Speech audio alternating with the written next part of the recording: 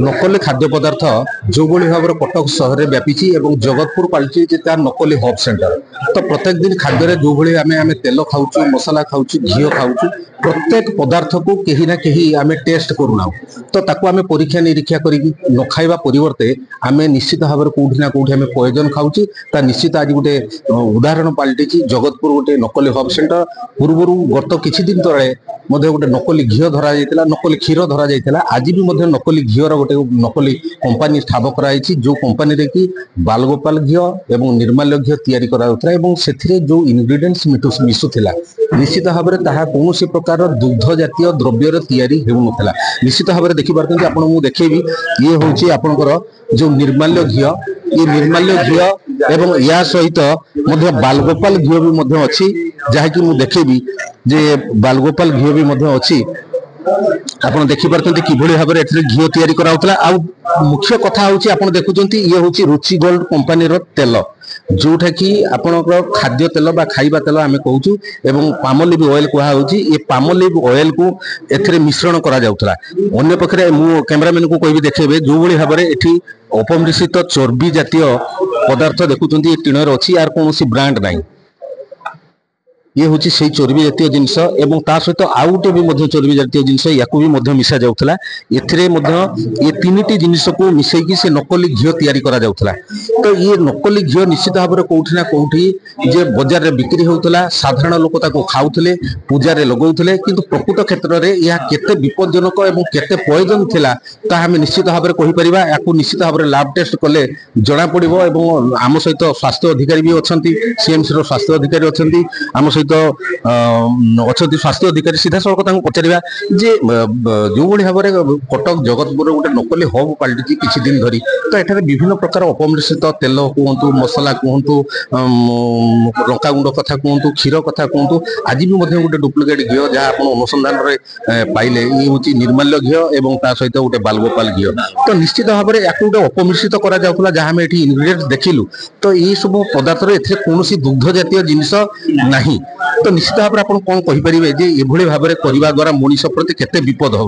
देखो आप निजे आंसर दे सारे जे कौन दुग्ध जातीय जिनस ना कि घीटा कौन आप दुग्धर तैयारी नेचुरल इनग्रेडिएंट बुझिपारे। तेणु ये जो जिनिस निश्चिंत भाव में अडल्टरेटेड घी जो आप वनस्पति आसला रुचि गोल्ड आउ एसेंस तीन तीन जिनस मिसु जोटा कि किसी रिलेटेड नहीं क्षीर सांगे बजार या बहु उच्च दर में बिक्री कराउछि। जो घीर दाम 200 ml घीर दाम 125 टंका से ब्रांड रे अच्छी लिखाई।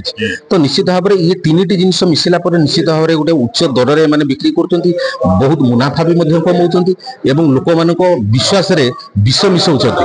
तो निश्चित भाव आप कहींपर कि जो भली भाव विश्वास रे माने विष मिसौछंती तो आक प्रति किभली भाव में आईनगत कार्यानुष्ठान निया जाय। देखो दुई प्रकार कार्यानुष्ठान हम पुलिस सीआरपीसी रे करिवे निश्चिंत कि नुआ जो लॉ होईची सेतरे करिवे पीएनएस रे आम करूँ एफएसएस एक्ट रिपोर्ट आसीजो जिते बड़े अडल्टरेट आसो माने आम एफएसएस एक्ट अनुसार निश्चित भाव में आउ गोटे केस हम निश्चित भाव में जो भाई भाव स्वास्थ्य अधिकारी कहते विरुद्ध तो कार्यानुष्ठान हम निश्चित भाव में।